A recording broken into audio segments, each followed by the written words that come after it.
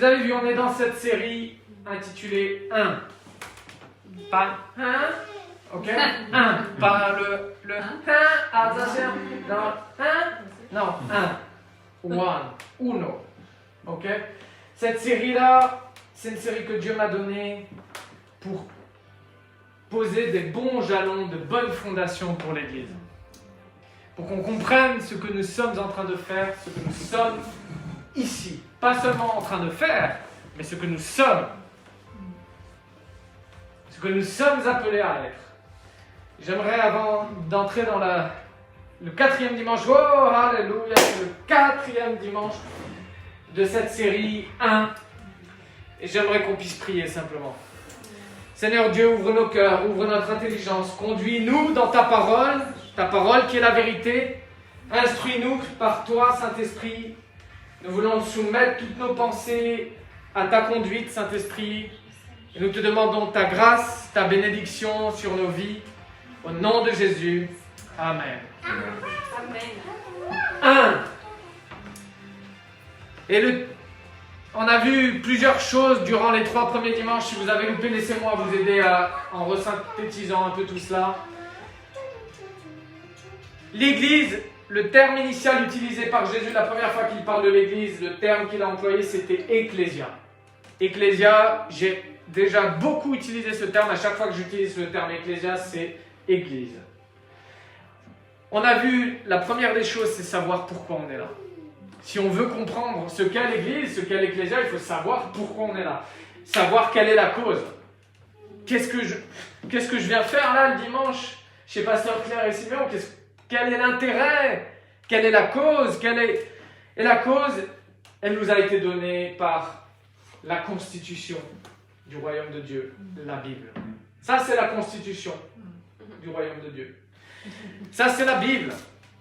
C'est la parole de Dieu. Et la cause, c'est les âmes. La cause, c'est ce monde. La cause, c'est tous ceux qui n'ont pas cette connexion, cette relation vivante, vraie, authentique avec Jésus-Christ, avec Dieu, par Jésus-Christ. Ça, c'est la cause. Tous pour un. C'est-à-dire que nous devons être tous prêts à nous mobiliser pour une seule âme.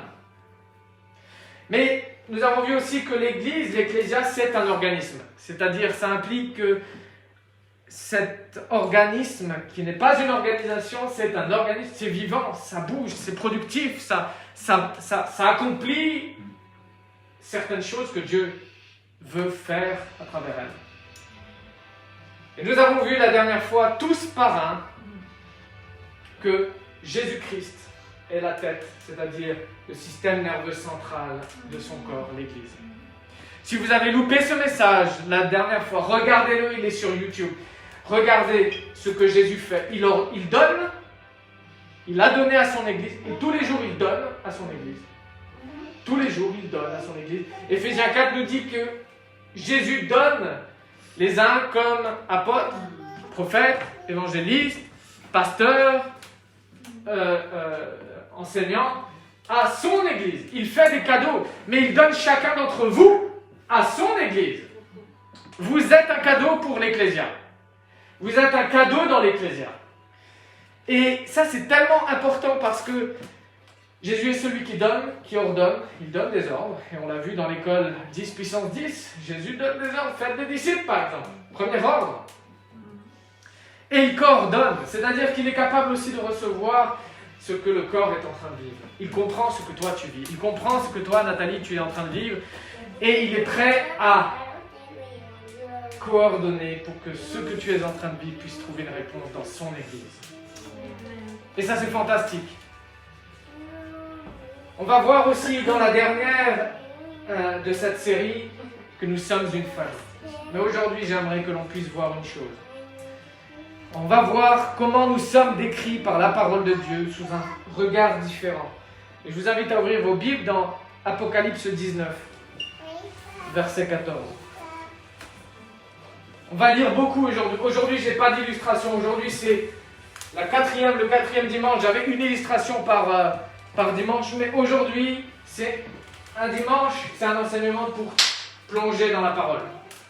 Pour ceux qui veulent aller en profondeur.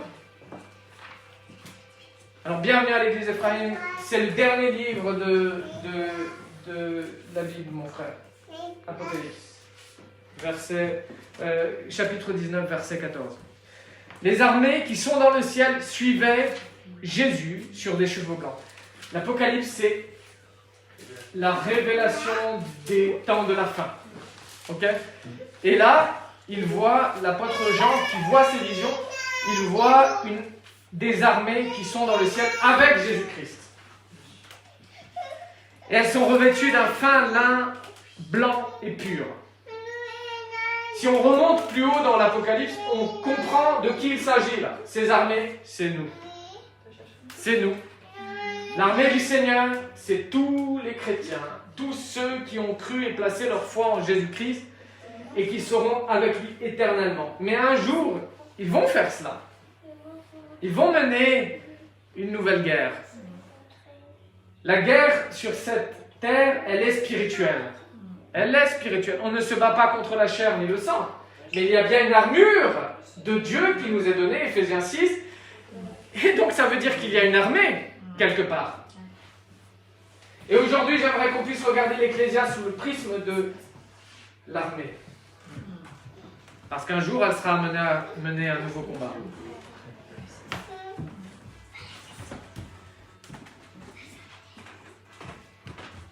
Une armée, un corps d'armée, c'est une unité qui bouge ensemble, qui agit ensemble. Mais vous avez peut-être déjà remarqué que dans chaque corps d'unité, si vous regardez bien, normalement, il y a un esprit d'unité. Okay? C'est l'esprit qui unit chaque partie les unes aux autres. Vous avez déjà remarqué ça? Et ça n'est pas capitaine Intel, l'esprit qui unit ces armées, ces corps, c'est ce qui définit le corps qui intervient, qui bouge. Par exemple, je suis médecin-pompier. Et chez les pompiers, la devise, c'est sauver ou périr. C'est une grosse devise, hein? Grosse devise. Mais ce qui va définir l'unité dans le corps, c'est parce que justement, on comprend ce que l'on est en train de faire. Et ça n'est pas mes intérêts, à moi, Siméon, qui vont primer sur le corps. Mais c'est les intérêts de tout le corps qui vont primer sur les miens. Et dans l'armée, c'est très visible. Et l'Église est appelée à être une armée. Et dans toute la Bible, on a des versets qui nous montrent, et on va le voir, quel doit être notre positionnement. Aujourd'hui, c'est très difficile pour nous de comprendre le positionnement d'une armée, parce qu'on vit dans des temps de paix extraordinaires depuis un demi-siècle, plus d'un demi-siècle maintenant. L'Europe, ou tout du moins la grande partie de l'Europe, n'a pas connu de guerre, n'a pas connu de grands conflits. Et ça, c'est extraordinaire, ça n'est jamais arrivé dans le temps de l'histoire de l'Europe. Jamais, aussi longtemps. Et c'est pour ça qu'on a un peu de mal à comprendre ce que c'est qu'être une armée, être un corps. Parce que on doit réfléchir de manière symbolique uniquement, on n'a pas l'expérience, on n'a pas la pratique. Moi, j'ai jamais fait le service militaire, par exemple. Jamais. Et voilà, on est 3 gars ici. Oh, on est en majorité. Yeah.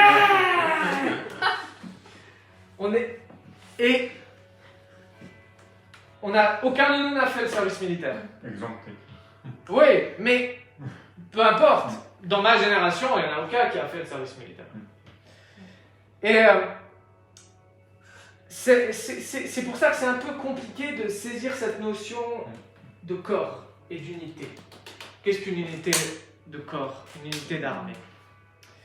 Mais je me souviens toujours, et le thème de ce message de la partie 4, c'est intitulé à la suite d'une révélation que Dieu m'avait donnée. Et je cherchais un titre, et Dieu m'a dit, Siméon, l'Église m'est très chère. L'Église, elle m'est extrêmement chère. Je suis tombé pour l'Église. J'ai été victorieux, mais je suis tombé pour l'Église. je me suis laissé mener à la croix jusqu'à la mort pour l'Église. L'Église est tellement chère à Jésus-Christ qu'il a donné sa propre vie. Et ça, c'est quelque chose qui pour nous peut être difficile à concevoir dans les temps actuels. Mais le titre du message d'aujourd'hui, vous l'avez vu, peut-être annoncé, c'est « Si tu tombes, on tombe ». Et je suis pompier et j'aimais bien un film de pompier dans ma jeunesse, dans mon adolescence, qui m'a beaucoup plu et peut-être inspiré pour être pompier aussi. Mais ce film-là s'appelait Backdraft. Vous l'avez vu déjà, Backdraft, peut-être. Et il y a cette phrase-là. Si tu tombes, on tombe. Si tu meurs, on meurt. Et là, je me suis dit, mais s'il n'y en a qu'un seul qui tombe, l'autre, il ne va pas se jeter après. Non, c'est pas ça que ça veut dire.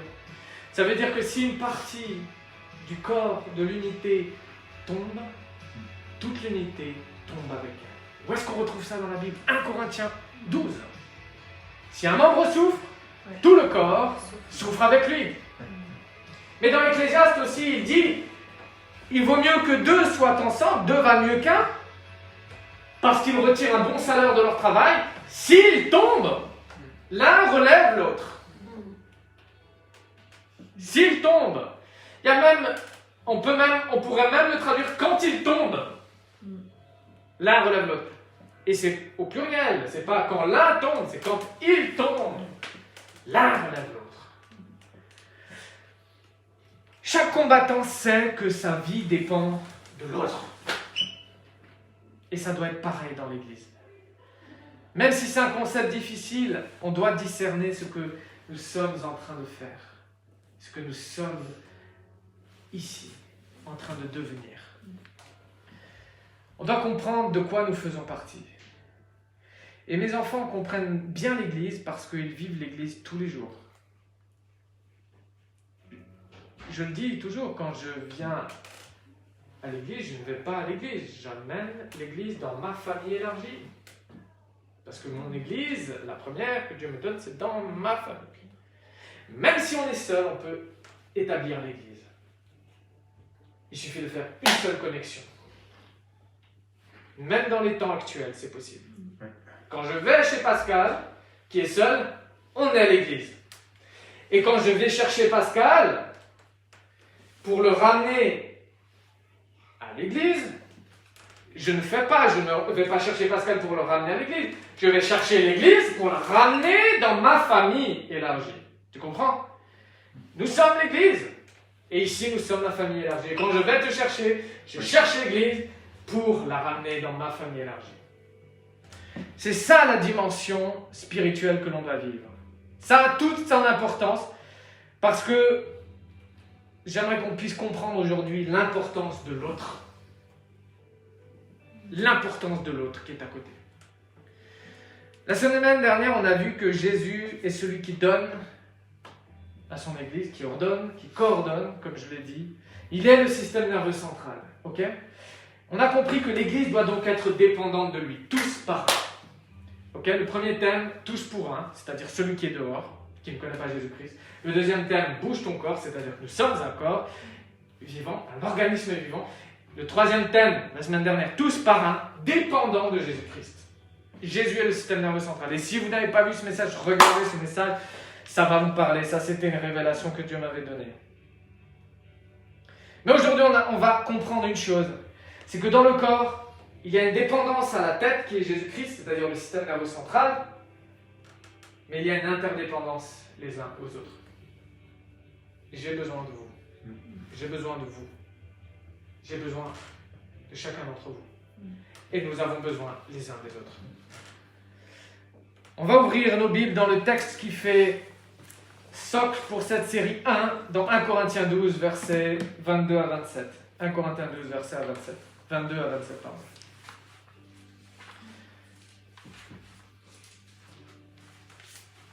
Ça va? Alors, attends.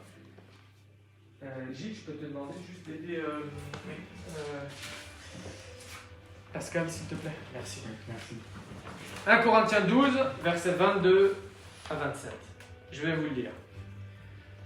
On va attendre Pascal. 1 Corinthiens 12, 12, pardon. Ouais, 1 Corinthiens 12, versets 22 à 27. Mais bien plutôt, les membres du corps qui paraissent être les plus faibles sont nécessaires. Est-ce que tu peux dire ça à ton voisin? Regarde-le, tu es nécessaire. Sandra, tu es nécessaire. Gilles, tu es nécessaire. Regarde ton voisin de droite et de gauche et de lui, tu es nécessaire. Nathalie, tu es nécessaire. Regarde ton voisin et n'oublie pas de lui dire ça. Parce que ceux qui paraissent être les plus faibles, la Bible nous dit, ils sont nécessaires. Wouh! C'est embêtant peut-être. Mais pasteur Siméon, il est pas facile à vivre. C'est embêtant de l'avoir à mes côtés. Tu vois, il ramène toujours une somme de difficultés. Et puis notre relation, elle est vraiment pas évidente. Le courant passe pas. Oui, mais la Bible te dit que même s'il est faible, il est nécessaire. Et ceux que nous estimons être les moins honorables du corps, nous les entourons d'un plus grand honneur. Nous les entourons d'un plus grand honneur. Ainsi, nos membres les moins décents reçoivent le plus d'honneur. Ouh! On parlait tout à l'heure du principe de l'honneur. Là, ça va nous aider à comprendre ce que Dieu attend de nous dans l'Église. Tandis que ceux qui sont décents n'en ont pas besoin. Dieu a disposé le corps de manière à donner plus d'honneur à ceux qui en manquaient. Pourquoi? Afin qu'il n'y ait pas de division dans le corps, mais que les membres aient également soin les uns des autres. Afin qu'il n'y ait pas de division dans le corps, mais que les membres aient également, je souligne, dis ça, également. C'est-à-dire que je donne les mêmes soins en fonction des besoins. Parce que les plus faibles ont besoin de plus. On les entoure de plus d'honneur. Mais ils reçoivent donc ce qu'il faut, plus que les autres. Et c'est comme ça que... Moi, je dis, si on veut atteindre l'égalité, il ne faut pas donner la même chose à tout le monde. Il faut être équitable, donner ce dont l'autre a besoin. C'est l'équité. Et ainsi, on va être également soigné. Si un membre souffre, tous les membres souffrent avec lui. Si un membre est honoré, tous les membres se réjouissent avec lui. On vient de le faire juste avant. Vous êtes le corps de Christ, vous êtes ses membres, chacun pour sa part. Et on va reprendre l'image du corps, parce qu'aujourd'hui, même si on part de l'armée, pour comprendre l'importance de l'autre, j'aimerais vous inviter à se plonger un petit peu plus en détail au niveau du corps. Vous savez que Dieu compare l'Église, la Bible compare l'Église à un corps. On l'a vu plusieurs fois. Et dans ce sens-là, Dieu a utilisé ma formation médicale pour me révéler des choses, pour que je comprenne ce qu'il voulait dire aussi. Vous savez qu'entre chaque cellule, il y a des portes de communication qui existent. Entre chaque cellule, il y a des échanges qui se font. Mais ces portes-là, elles s'ouvrent à partir du moment où une cellule utilise une clé pour envoyer une information et ouvrir la porte. Ok? C'est assez simple. C'est comme dans la vraie vie. Hein. J'ai besoin parfois d'une clé pour ouvrir une porte. Ben, c'est pareil. Mais vous savez quoi? Lorsqu'une cellule vient à développer une maladie parce qu'elle a été infectée par un virus, elle développe des protéines qui sont néfastes pour elle-même, mais elle peut les transmettre à ses voisins. Les protéines qu'elle va produire vont être transmises aux cellules voisines et ça peut entraîner une généralisation de l'infection. Ce que nous faisons, ce que tu fais, détermine la vie de ton voisin. On ne veut pas en avoir conscience. On ne veut pas. Et souvent, beaucoup de personnes croient que, et je parle principalement aux pères, et j'en inclus dedans, parce que Dieu nous a confié une responsabilité énorme pour nos familles. Énorme. Ce que nous faisons va déterminer si nos familles, notre descendance sera bénie ou sera sous la malédiction. C'est valable pour les mères aussi. C'est valable pour chacun d'entre nous. Mais On veut souvent dans notre société dire non mais je vis pour moi-même, c'est pas grave, c'est pas de ma faute si ça arrive, c'est pas à cause de moi et en plus ce sera pas grâce à moi si les choses changent. Ce que l'on fait détermine l'état de notre voisin, je vous assure, plus qu'on l'on imagine. Et dans l'Ecclésia, la Bible est claire, c'est capital. Tous sont nécessaires. Tous sont nécessaires. Et je vais vous donner un exemple pour ça. On va revenir dans la Genèse. La première unité de corps, qui était la famille d'Adam et Ève, a vécu un drame immense. Immense. Ça va être un exemple pour nous aider à comprendre ce que je suis en train de dire. La famille d'Adam et Ève, c'était déjà l'Ecclésia. L'Ecclésia, c'est là où Dieu est quand 2 ou 3 sont réunis en son nom. C'est ce que Jésus dit. Avant Jésus-Christ, l'Ecclésia, c'était là où 2 ou 3 étaient réunis au nom de Yahvé. Et c'était le cas de la famille de Adam et Ève. Dieu venait au milieu d'eux. Dieu parlait avec Adam et Ève. Dieu parlait aussi avec Caïn et avec Abel, les enfants d'Adam et Ève. Voici ce qu'on lit dans Genèse 4 à partir du verset 3 jusqu'au verset 6. Au bout de quelque temps, Caïn fit à l'Éternel une offrande des fruits de la terre. Et Abel, de son côté, en fit une des premiers-nés de son troupeau et de leur graisse. L'Éternel porta un regard favorable sur Abel et sur son offrande, mais il ne porta pas un regard favorable sur Caïn et sur son offrande. Caïn fut très irrité, son visage fut abattu. Et l'Éternel dit à Caïn, « Pourquoi es-tu irrité? Pourquoi ton visage est-il abattu? Certainement, si tu agis bien, tu relèveras ton visage, et si tu agis mal, le péché se couche à la porte, et ses désirs se portent vers toi. Mais toi, domine sur lui. » Dieu parle à Caïn et lui dit, domine sur le péché, qui est là, domine sur lui. Cependant, Caïn ne fait pas ce que Dieu lui demande. Verset 8. Caïn adresse la parole à son frère Abel. Et comme ils étaient tous deux dans les champs, Caïn se jeta sur son frère Abel et le tua. Ils étaient frères. 2 frères, une unité de corps naturelle, établie par une simple famille, par les liens du sang, qui se tuent. Une unité brisée juste par un élément. On se dit, l'élément, c'est le meurtre. Non, non, le meurtre n'est que la finalité. Le premier élément, on va le voir, parce que autant on peut ouvrir des bonnes portes, autant on peut ouvrir des portes toxiques. Dans nos relations, et dans l'Ecclésia de l'Église Ephraïm, j'aimerais que nos relations soient centrées sur les clés à tourner, les bonnes clés. Mais là, ce texte nous montre quelles sont les clés qu'on ne doit pas tourner. Celles qu'il faut qu'on évite d'ouvrir. Parce que malheureusement, ces clés sont déjà là, entre nos mains, à cause de l'entrée du péché. Mais par la grâce de Dieu, Dieu a mis entre nos mains de nouvelles clés. Et on ne doit plus utiliser les anciennes clés. On peut et on doit utiliser les nouvelles clés que Jésus donne à son Église. Il donne. S'il ordonne et coordonne, c'est parce qu'il donne. Quand Caïn tue Abel, juste après, Dieu lui demande où il est, son frère. Il demande à Caïn, où est ton frère Abel? Et voilà une réaction tout à fait naturelle que vous et moi, nous pouvons expérimenter. Ah ben je sais pas, je suis pas responsable. Suis-je responsable de mon frère? Aujourd'hui, j'aimerais que l'on puisse comprendre que la vie de ton voisin dépend de ta vie. Ah non, mais ça, je ne veux pas entendre pasteur Siméon. Non, ça c'est trop dur. Ça c'est...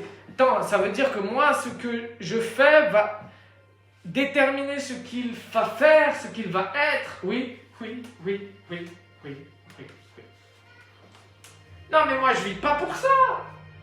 Moi, j'ai un projet, j'ai des choses à faire. Si tu crois qu'encore je dois me soucier de ce que les autres font, de ce qu'ils disent, de ce qu'ils pensent, de ce qu'ils subissent, tant que l'on pensera comme ça, ne nous étonnons pas de continuer dans la dérive dans laquelle nous sommes. C'est pour ça que je voulais qu'on comprenne ce qu'est un corps d'armée, parce que le corps d'armée ne pense pas, ou chacune des parties ne pense pas à elle-même, elle pense au corps, elle pense à l'unité. Et dans l'exemple de Caïn et Abel, Dieu veut faire comprendre à Caïn ce qu'il a fait. Dieu sait très bien que Caïn a tué Abel, parce que juste à la fin, il lui dit que le sang d'Abel il crie de la terre. Et il y a plusieurs éléments qui nous sont donnés pour nous aider à ne pas tourner les clés qui vont briser l'unité. Parce que quand on tourne ces clés, des portes s'ouvrent et ça peut briser l'unité. Je vous ai dit, une cellule infectée, elle peut transmettre à toutes les autres. Un organe peut devenir malade, puis un organisme. Et mon travail en tant que pasteur, mon rôle, ma mission, c'est de veiller, je le dis toujours, à la santé et à la sainteté de l'Église Ephraïm. Dieu m'a donné cette responsabilité-là. La santé, c'est pas compliqué, c'est que Jésus-Christ puisse être présent. Ça veut dire que tout ce qui empêche la présence, la manifestation de l'Esprit de Dieu doit être traité, soigné. Ça, c'est la santé. C'est ce que fait un médecin. Il ne fait que ça. Il évite, normalement, il enlève ce qui va apporter la mauvaise santé. Mais la sainteté, c'est aussi empêcher d'entrer ce qui va justement polluer l'organisme. Okay? La santé, c'est traiter ce qui doit être traité pour que la présence de Dieu soit effective. Et la sainteté, c'est éviter, c'est se mettre à part de ce qui va polluer la présence de Dieu. Et ça, c'est mon travail. Et si parfois ça demande que je sois plus ferme ou autre, Dieu va me donner la force et la conviction et le courage et l'audace. Et c'est ma responsabilité et je ne vais pas la fuir. Mais c'est la responsabilité de chacun d'entre nous. C'est-à-dire pour ma propre vie, je dois avoir conscience que ma santé spirituelle et ma sainteté spirituelle vont avoir un impact sur mon voisin. On n'a pas conscience de ça. Et tout à l'heure, on va prendre le repas du Seigneur, que le Seigneur lui-même a instauré. Et j'aimerais vous inviter, à vous qui êtes là en live, même si vous nous regardez après, vous avez 10 minutes devant vous pour aller préparer les éléments. Du pain et du fruit de la vigne. Pour simplement célébrer ce que Dieu nous demande de célébrer, ce que Jésus lui-même nous demande de célébrer. Le pain représente son corps et le vin représente son sang. Préparez cela parce qu'on va voir un élément important à la fin de cet enseignement. Vous avez 10 minutes devant vous. Voici les choses, le processus que l'on peut décrypter, que l'on peut voir dans ce que Caïn a vécu face à Abel. Caïn et Abel offrent tous les deux un sacrifice. L'un est agréé, celui d'Abel, l'autre n'est pas agréé par Dieu, celui de Caïn. Qu'est-ce qui se passe chez Caïn et qui aboutira au meurtre? La première des choses, c'est qu'il y a une frustration. La frustration, c'est qu'il ne reçoit pas de la part de Dieu ce qu'il attendait, ce qu'il voulait. La déception, c'est, en d'autres termes, le terme décevoir, c'est se tromper, c'est être trompé. Se décevoir, c'est se tromper. Okay? Et Caïn, là, se trompe. Il se déçoit lui-même. Comment il se trompe? C'est qu'au lieu de comprendre où se situe son problème, il va créer un nouveau problème en allant chercher le problème ailleurs, chez son frère, chez Abel. On voit également la jalousie, parce que Caïn regarde ce que Abel fait et il dit, lui, il a l'agrément, moi, j'ai pas l'agrément. Moi, je voudrais avoir l'agrément seul. Pourquoi tu ne te réjouis pas pour ton frère? Pourquoi tu ne vas pas le rejoindre? Qu'est-ce qu'il dit à Corinthiens 12? Nous entourons d'un plus grand honneur ceux qui en manquent. Ok? Nous soignons également pour que chacun bénéficie des mêmes choses. Si un membre souffre, tout le corps souffre avec lui. Si un membre est honoré, tout le corps se réjouit avec lui. Caïn aurait pu rejoindre Abel. Dieu n'a pas dit non, tu ne peux pas, tu n'es pas agréé, reste là, tant pis. Non! Caïn voulait pour lui-même quelque chose qu'Abel a reçu, mais que pour lui. Parce que sinon, il demande à Dieu, mais Seigneur, moi aussi je veux, qu'est-ce que je dois faire? Et il convoite, c'est-à-dire qu'il veut ce que l'autre a. Et au final, quelle est l'étape juste avant le meurtre? C'est la haine. Jésus dit, si tu haïs quelqu'un dans ton cœur, tu as déjà commis un meurtre. Ici, la haine est juste le résultat d'un processus, parce que Dieu lui dit, réagis bien, le péché est couché à ta porte. Si tu le laisses entrer. Dieu voyait clairement sur le visage de Caïn la frustration, la déception, la convoitise, la jalousie, la haine. Et la finalité, c'est au moment où l'opportunité est là, il tue Abel. Mais regardez, ça aurait pu être une armée extraordinaire, Caïn et Abel. Mais l'unité est brisée. L'unité est brisée. Et les conséquences ne sont pas seulement pour Abel qui perd la vie, mais pour Caïn qui perd sa vie. Beaucoup de choses sont perdues pour Caïn. Ce que nous faisons, ce que je fais, même dans le secret, écoutez bien, même dans le secret, a un impact pour ce corps spirituel. Ah oui, je sais, on ne veut pas entendre cela. Alors est-ce que on est responsable de tout? Non, c'est pas ce que je dis. Mais de tous nos actes, oui, nous sommes responsables. Est-ce que l'on est responsable de tous les maux dans ce monde? Non, c'est pas ce que je suis en train de dire. Mais nous devons avoir conscience que ce que nous faisons a un impact sur notre voisin. Si le sang d'Abel crie, la Bible nous dit que le sang d'Abel crie. La Bible nous dit aussi que le sang de Jésus parle beaucoup mieux que le sang d'Abel. Hébreux 12. La Bible nous dit que le sang de Jésus-Christ parle beaucoup mieux. Jésus a donné son sang pour nous, pour l'Ecclésia. Il a tout donné.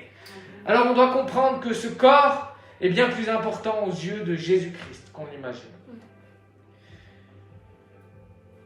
On doit aussi comprendre ce qu'est une armée. Je vais terminer là, vite, pour terminer.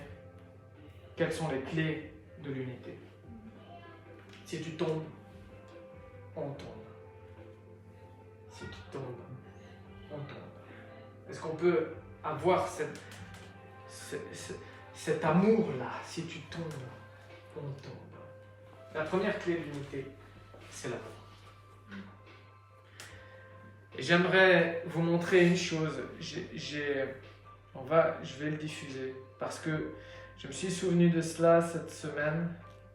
Vous avez vu le film Reason non, la résurrection du Christ, ça vous dit rien? Ça vous dit rien? Ok. Alors si vous ne l'avez pas vu, on va le regarder là simplement. C'est au cinéma? Hein? C'était au cinéma? Ah ouais. Ouais, je crois.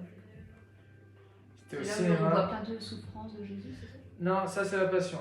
Reason, c'est l'enquête qui a été menée après la résurrection du Christ. Je vous encourage à le voir sur Internet, ok? Et regardez bien. Ah. Barthélemy. C'est moi. Emmenez-le. Et tu as gagné à répandre ces falaises. Mais tu vois, je l'ai vu quand je te vois. On a marché ensemble et il a parlé avec moi. C'est incroyable, mais c'est la vérité. Alors fais-le apparaître. Maintenant. Vous montrez sa dépouille. Il a fait abandonner comme une mue de serpent. Dieu fait ce qu'il veut, mais par ma botte, tu t'en doutes. Dieu. Yahvé s'est manifesté en prenant l'apparence d'un pauvre juif mort. Oui, apparemment. Que veut dire cette résurrection d'après toi? Ben, Dieu a donné la vie de son fils pour que tous ceux qui croient en lui aient la vie éternelle comme Jésus. Ça doit attirer les foules. Écoutez bien. Bien plus que le gros sel. Combien êtes-vous? Combien? On est peu nombreux pour l'instant et notre seule arme est l'amour. Mais ce qui vient de se produire risque de changer le cours des choses. Ah oui, ça va tout changer. C'est clair. Je demande pour la dernière fois, où sont les autres Là, j'ai disciples? avancé. C'est ta dernière chance. Écoutez Dis-le-moi. bien. Et tu es libre.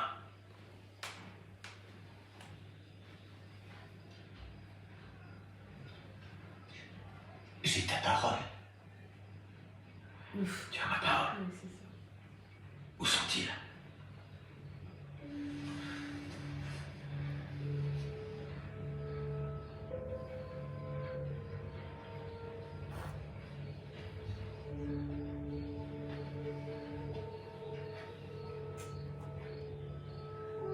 Ils sont... Ils sont partout.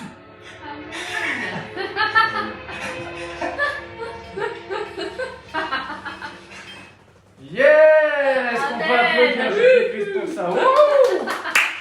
Ils sont partout! Oh! Alléluia! J'aimerais Il a répondu. vous donner deux phrases.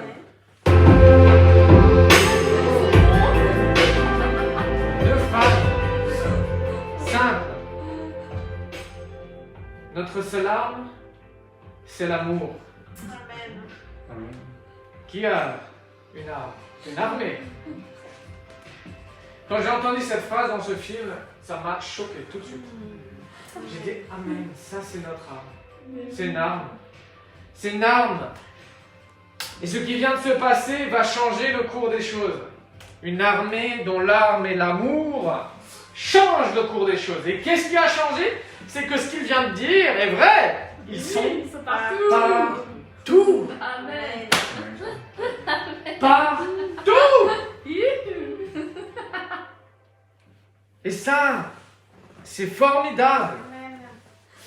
L'amour est patient, nous dit 1 Corinthiens 13. Il est plein de bonté, il n'est point envieux, il n'est point envieux. Il ne se vante point, il ne s'enfle point d'orgueil, il ne fait rien de malhonnête, il ne cherche pas son intérêt. Il ne cherche pas son intérêt. Il ne s'irrite point, il ne soupçonne point le mal, il ne se réjouit point de l'injustice, il se réjouit de la vérité, il excuse tout, il croit tout, il espère tout, il supporte tout. L'amour est la seule manière de répandre partout cette amour. C'est la clé que nous devons tourner. Si nous avons en nous le meilleur message que l'univers peut contenir, il nous faut tourner cette clé de l'amour pour que la porte qui s'ouvre laisse passer ce message et que le monde soit contaminé partout. La dernière fois, je disais, l'Église bouge, la deuxième prédication, l'Église doit être partout. Partout. Partout. Quand tu vas au travail, amène l'Église. Quand tu vas à l'école, amène l'Église. Quand tu vas à la banque, amène l'Église. Quand tu vas, l'Église, l'Ecclésia doit être partout. Notre arme, c'est l'amour. Ça, c'est la première clé. Hébreux 10, 24 nous dit, veillons les uns sur les autres pour nous exciter à l'amour. C'est-à-dire nous stimuler à nous aimer les uns les autres et à pratiquer les bonnes œuvres. Ouh, ça c'est bon. La deuxième clé, le soin. Prendre soin de ceux qui sont plus faibles au milieu de nous. Ceux qui sont plus faibles, mettons-les au milieu du troupeau. Amenons-les, cherchons-les, préservons-les. plutôt que de les laisser à l'extérieur et d'attendre que, justement, elles se fassent dévorer par les circonstances ou par l'ennemi de nos âmes, Satan. Philippiens 2, versets 4 à 5, que chacun de vous, au lieu de considérer ses propres intérêts, considère aussi ceux des autres. Ayez en vous les sentiments qui étaient en Jésus-Christ. Et si vous lisez la suite, vous comprenez quels sont ces sentiments. Il s'est donné jusqu'à sa propre vie.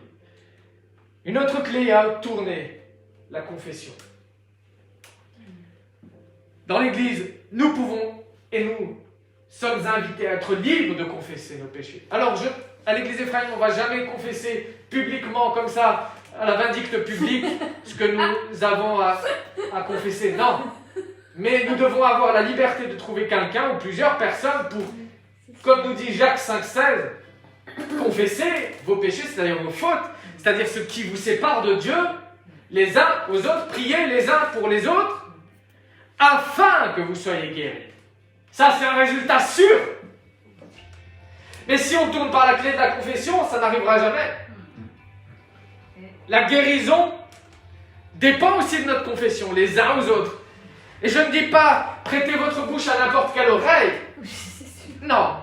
Mais par contre, quand le Saint-Esprit vous dit là, tu dois partager cela, parce que de ça dépend ta guérison, alors entre là-dedans, tourne cette clé. L'Ecclésia, elle sert à ça, à confesser. Est-ce que la confession a pour résultat l'humiliation? Non. L'humilité peut-être, mais surtout la guérison. Surtout la guérison. Est-ce que la confession a pour résultat la culpabilité? Non. Non pas la culpabilité, mais le relèvement. Une autre clé à tourner, je vais vite, c'est le pardon. Le pardon, c'est une action volontaire. C'est la libération volontaire qui se fait par un don. Pardon. Je libère volontairement. Pardon. Je fais grâce. Pardon. Mais c'est une action. Ça n'est pas un état, ça n'est pas une émotion, ça n'est pas une pensée, ça n'est pas une idée, ça n'est pas une philosophie. Le pardon, c'est une action. Matthieu 18, versets 21 à 22. Pierre s'approcha de Jésus et lui dit « Seigneur, combien de fois devrais-je pardonner à mon frère lorsqu'il péchera contre moi ?» Un seul qui pêche. Et on pense que c'est le même péché. D'après la théologie, Jésus dit « Je ne te dis pas jusqu'à 7 fois, mais jusqu'à 77 fois, 7 fois. 70 fois, 7 fois, pardon. Ça vous fait 490 fois par jour. Hein. Ok, vous avez le temps d'épuiser le quota. Hein. Chez une seule personne. Une autre clé à tourner, la soumission. Dieu envoie parfois la solution à travers ceux qui nous entourent. Mais on ne connaîtra jamais cette solution si nous ne sommes pas soumis les uns aux autres. On ne doit pas refuser cette solution. C'est pas parce que je suis pasteur que mon frère Gilles ne peut pas m'apporter cette solution. Au contraire, il peut être une solution pour moi. Tous sont nécessaires. Éphésiens 5, verset 21, vous soumettant les uns aux autres dans la crainte de Christ. Je prends juste le passage. Mais la Bible nous invite par plein d'endroits à nous soumettre les uns aux autres. Et ça, c'est capital parce que cette clé-là, elle va déterminer qu'on travaille ensemble. Ces clés-là vont déterminer l'unité du corps. Et vont empêcher la haine d'arriver. Avant la haine, la convoitise. Avant la convoitise, la jalousie. Avant la jalousie, la déception. Avant la déception, la frustration. Parce qu'avec ces clés, quand quelqu'un sera honoré, vous allez vous réjouir avec lui. Quand quelqu'un sera blessé, vous allez souffrir avec lui. Et jamais ça ne va représenter une peine, un manque à gagner. Au contraire, ça va représenter une unité que jamais vous ne trouverez ailleurs qu'en Jésus-Christ. Hey, nous espérons que ce message vous a fait du bien, que cette vidéo vous a encouragé pour votre vie de tous les jours. Si tel est le cas, sachez qu'il y a de nombreuses personnes qui ont besoin d'entendre ce message d'espérance. qui ont besoin d'entendre le message de la bonne nouvelle de Jésus-Christ. Alors cliquez sur partager pour envoyer cette vidéo vers vos réseaux sociaux et surtout abonnez-vous à notre chaîne YouTube Église Ephraïm parce que le meilleur reste à venir. Nous sommes là pour vous, nous prions pour vous. À très bientôt pour la suite.